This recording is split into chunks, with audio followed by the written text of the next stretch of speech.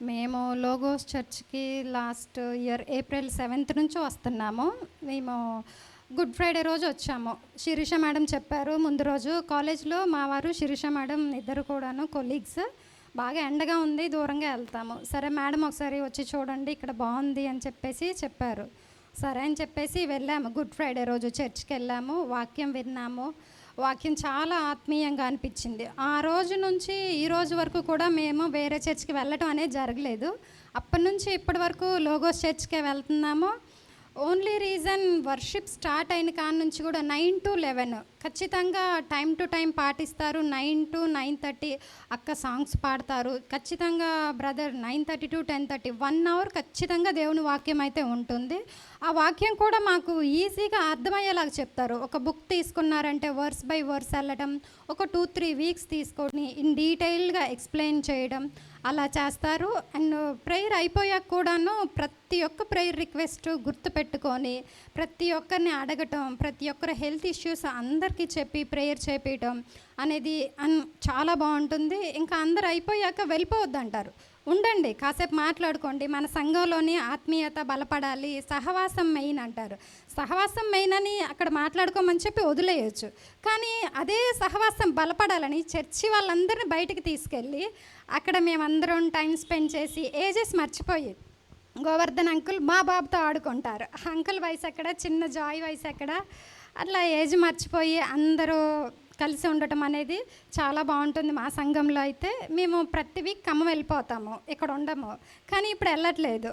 ఒక 1 వీక్ వెళ్ళిపోయినా రాకపోయినా బ్రదరు ఏమైంది ఎక్కడికి వెళ్ళారని పట్టించుకోవటం, సంఘ కాపరిగా మమ్మల్ని కాదు చర్చిలో ప్రతి ఒక్కరిని అలానే పట్టించుకుంటారు. ఈవెన్ హెల్త్ బాగాలేకపోయినా కానీ ప్రేయర్ రిక్వెస్ట్లు ఉన్నా కానీ ప్రేయర్ చేయటం, ఎవరైనా హాస్పిటల్లో ఉంటే అడ్మిట్ అయిన వాళ్ళ కోసం హాస్పిటల్కి వెళ్ళి ప్రేయర్ చేస్తారు. అంటే చెప్పడమే కాదు కానీ బ్రదర్ చేసి చూపిస్తున్నారు. సంఘ కాపరి బాధ్యత అంటే ఇలాగా ఉంటుంది అని చెప్పేసి. ఫాస్టింగ్ ప్రేయర్ కూడా అంతే, ఎవ్రీ మంత్ వన్స్ పెడతారు.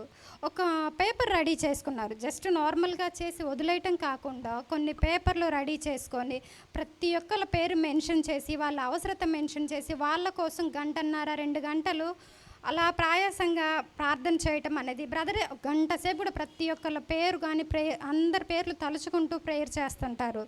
మరి అందరి గృహాలలో గృహ కూడికలు జరగాలి అనే ఉద్దేశంతో అంత అలసిపోతున్నా అంత టైర్డ్ అవుతున్న ప్రతి ఇంటికి ప్రతి శుక్రవారం వెళ్తారు. బ్రదరు సిస్టర్ పిల్లలతో పాటు కుటుంబంతో సహా అందరి ఇళ్ళకెళ్ళి వాళ్ళ ప్రార్థన అవసరతలు ఏమున్నాయో అడుగుతారు. అడిగి అవి తెలుసుకొని వాటి గురించి ఖచ్చితంగా అక్కడ 1 అవర్ ఇంటికి వచ్చి ప్రేయర్ చేయటం అనేది కూడా చాలా బాగుంటుంది. ప్రతి ఒక్కళ్ళు అదే చెప్పుకుంటూ ఉన్నారు, మన పాస్టర్ గారు చాలా బాధ్యతగా ఉంటున్నారు, మనల్ని ఆత్మీయంగా చాలా బలపరుస్తున్నారు అని చెప్పేసి. మా చర్చి ఇది హాలు జూలై 8న ఇనాగరేషన్ అయింది. అది అవ్వగానే వెంటనే ఉమెన్స్ రిట్రీట్ పెట్టారు. మరి ఏ చర్చిలో అంత ఫాస్ట్గా పెట్టింది, మాదే ఫస్ట్ చర్చ్.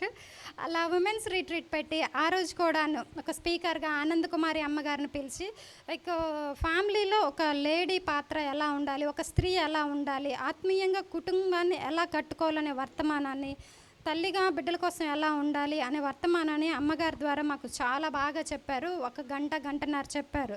అంతటితో కుటుంబంలో స్త్రీ ముఖ్యమైన పాత్ర అని చెప్పడం అయిపోయిన ఒక 1 వీక్కే మళ్ళీ వెంటనే చిల్డ్రన్స్ రిట్రీట్ ఏర్పాటు చేశారు. చిల్డ్రన్స్ రిట్రీట్ ఏర్పాటు చేసి పిల్లలకు కూడా అంతే, వాళ్ళకి ఎవరైతే స్పీకర్ కావాలో వాళ్ళనే పిలిపియడం, వాళ్ళకి గేమ్స్ పెట్టేయటం, వాళ్ళకి ఎలా చెప్తే అర్థమైందో అలాంటి స్పీకర్నే పిలిపించి పిల్లలకి వాక్యం చెప్పించడం కానీ చాలా బాగుంది. అది అయిపోయాక కూడా అంతే, యవనస్తులు వస్తున్నారు పోతున్నారు, వారి గురించి కూడా పట్టించుకోవాలని చెప్పేసి వాళ్ళకు ఒక యూత్ రిట్రీట్ పెట్టడం, వాళ్ళకి యవన ప్రాయంలో పడిపోకుండా ఎలాంటి వర్తమానం కావాలనేది అలాంటి స్పీకర్స్ని పిలిపించి వాళ్ళకి ఇన్ డీటెయిల్గా ఎక్స్ప్లెయిన్ చేయటం అనేది కూడా చాలా బాగుంది. సేమ్ మేము క్రిస్మస్ సీజన్లో కూడా చాలా ప్రోగ్రామ్స్ చేసుకున్నాము. విమెన్స్ క్రిస్టమస్ అని, చిల్డ్రన్స్ క్రిస్టమస్ అని, ఫ్యామిలీ క్రిస్మస్ అని, క్యారల్స్ అని.